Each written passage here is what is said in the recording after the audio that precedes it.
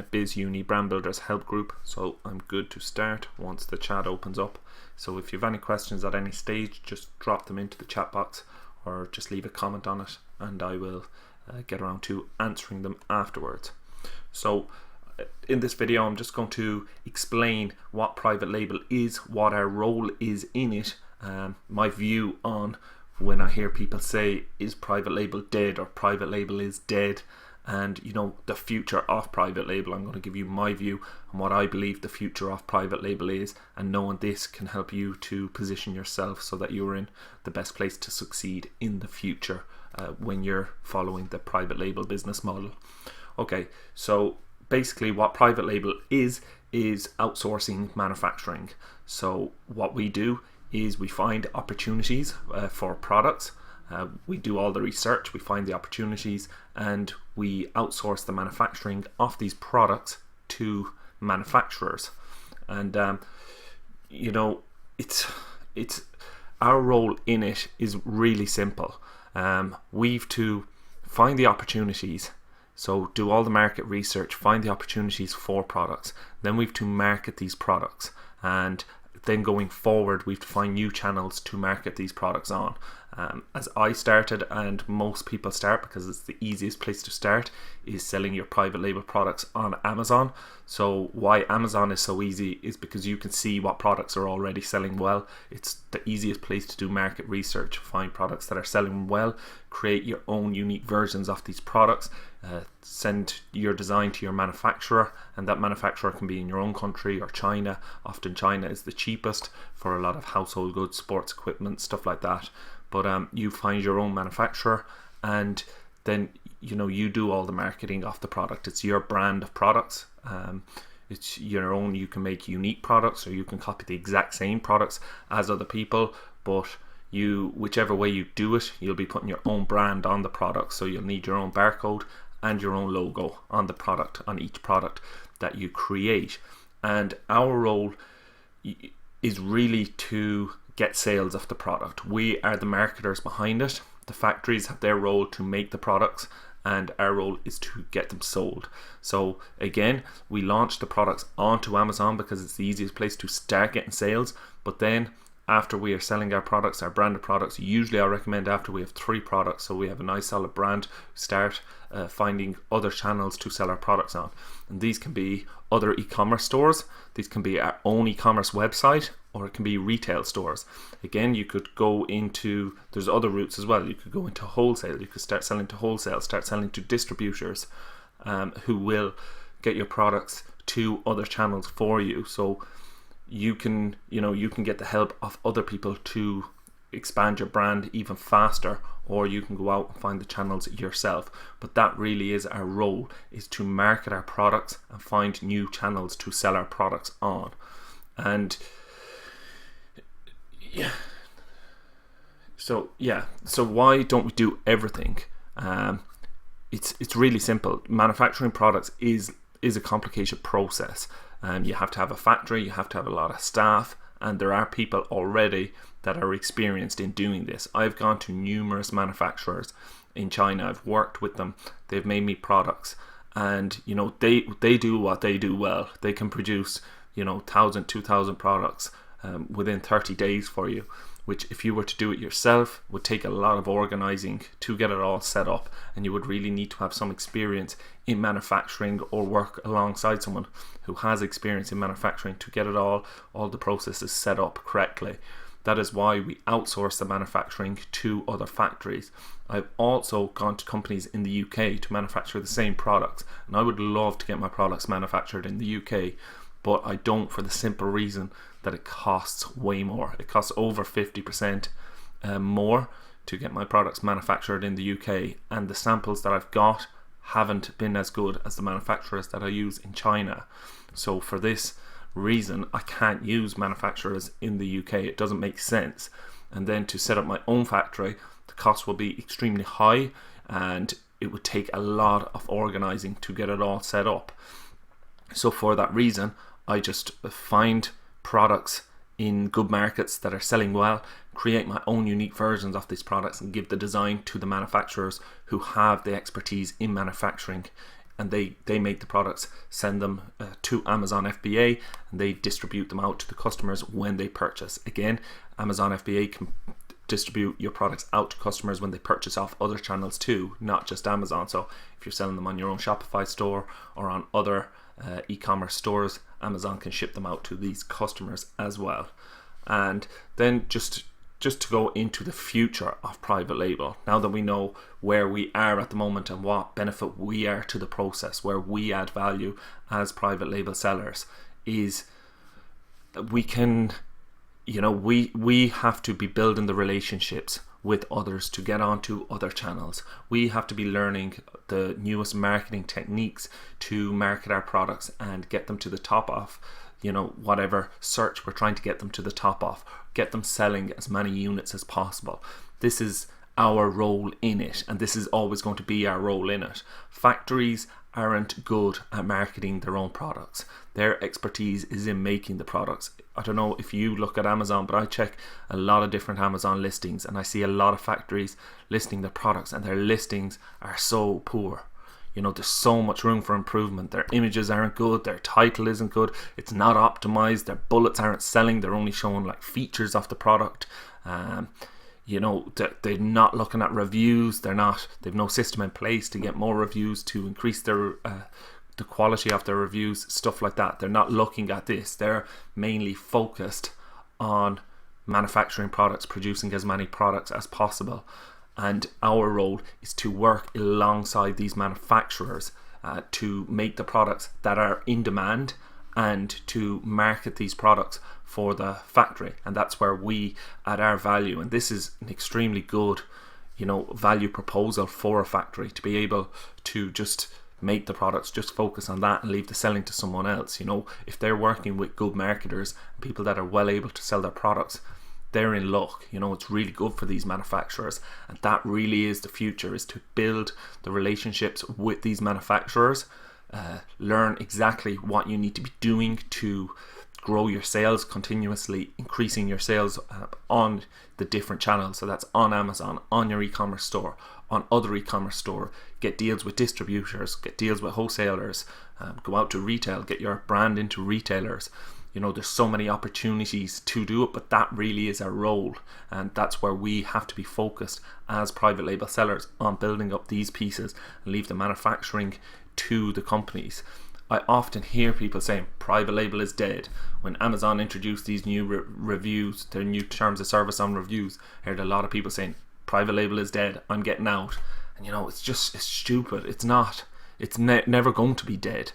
As long as factories don't do all their own marketing, then it's not going to be dead. As long as we can market their products and improve their marketing on their products, or as long as we can come up and find unique products, and this is really where the value is seeing trends that happened. So I'm going to give you an example. If you knew about fidget spinners when this trend first started happening, if you had your Amazon listings, you were good on Amazon, you were good on another e-commerce store, and you could go to a factory and order 2,000 fidget spinners when the trend just started off, you would have made millions.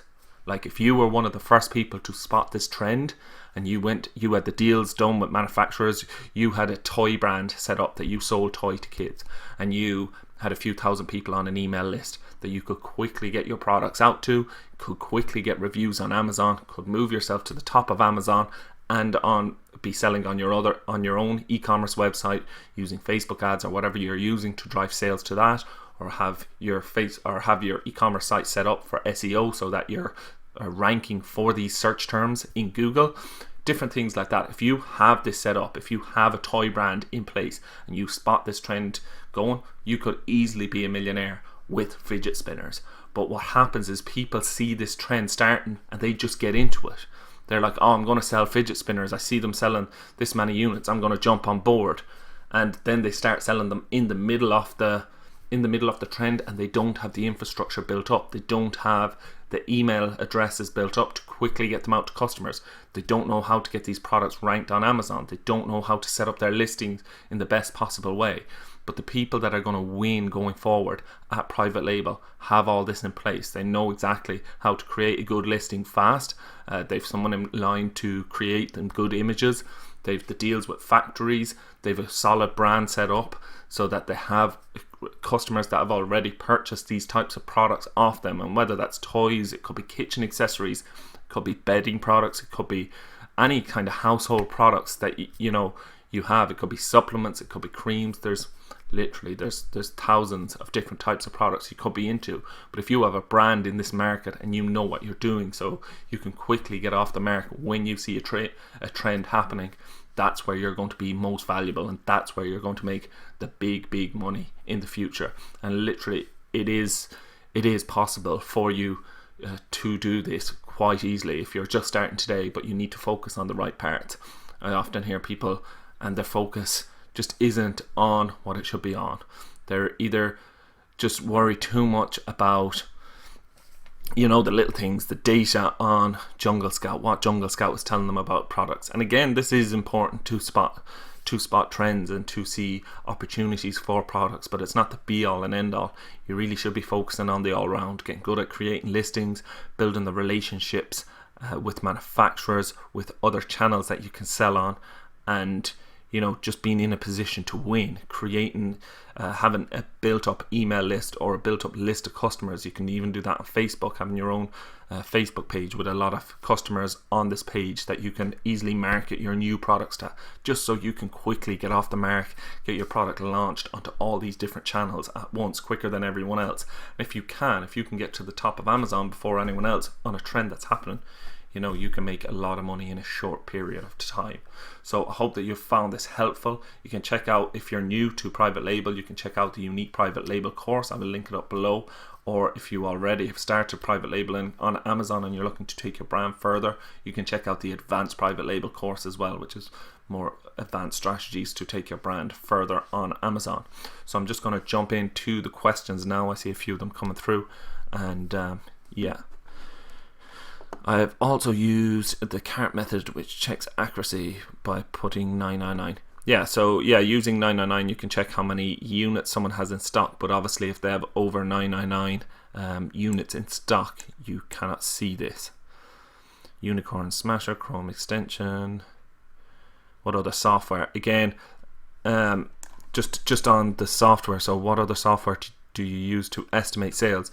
Literally, just at the moment, it's just looking at my competitors in the brands that I've set up, just looking at my competitors, seeing what products they're selling, and just checking. Usually just a 999 search does the job, Phil, on that. But again, you can use Jungle Scout and Unicorn Smasher, I think it's called. But I've the softwares linked up on the page that I use. I'm going to add a few more softwares to this that I've used in the past and just give you a quick summary on what exactly I use it for. But yeah, that's pretty much it. Even the 999 strategy, just going into Amazon, typing 999 on the product and seeing how many they have in stock. And the only way that you can't work that one out is if they have over 999 units in stock. You can track this over a week and you get an accurate estimate of what your competitors are selling. I've compared it with other softwares available and found sales very high. I'm concerned Jungle Scout accuracy. Yeah, so again, Jungle Scout and all these other tools, they're all they're not going to be 100% accurate, but they are pretty accurate. I've found on different things, different products I'm selling, like it can range between 60 to 80% accuracy on your kind of sales volume and things like that. Hello Bling, how are you keeping? Thank you for that. Yeah, I stopped doing them for a while, the periscopes, but back on doing them now. Yes, I use 999 wherever possible. Don't see the value. Exactly, if you're only checking sales volume, I really don't see the value in softwares when you can just use the 999, and that usually works okay. The odd product will have over 999 products in stock, so then you can't use it obviously, but otherwise it's fine. Cool, so I hope that you found this video interesting. And how do you determine if a market has too much competition? So again, I have a video done on checking for market saturation, and it's basically if you just see a ton of products in each market. There's no, you can check it on using Jungle Scout if you want to check it out, that if you're getting into your first market. But once you start your brand, then what you should do is, we'll say you start a yoga brand and you start by creating yoga mats, then your next product should be a yoga product. So you should be just looking at yoga products and obviously checking if there's, 10, 15 different types of yoga blocks on the first page that you can't really add any value to, or that you're going to find it hard to get onto that first page. Then it's too much. So like, competition just depends on where you're at. If you can quickly launch products, get them onto page 1 of Amazon, then you won't be really worried about competition unless you see a lot of the exact same products and you can't add any value to these products. But if you can add value to the products, then and you know exactly what it takes to rank these products, then competition really isn't important. I just don't see the value of copying the exact same product as like even 1-2 other sellers. I really do try and do something differentiated some way. You can do this a lot of ways. Even your images, your bullets, your listing, you can improve these so that yours are better than your competition. But the best way, but it takes time, is to improve the actual product itself and make it a better product than your competition. My signal isn't good. Okay, Blink, I'm shooting off now anyway, but thank you all for joining me on this live video. And yeah, if you have any questions, then just let me know and I'll be happy to answer them. The goatee suit too. Cool. Speak to you soon. Bye.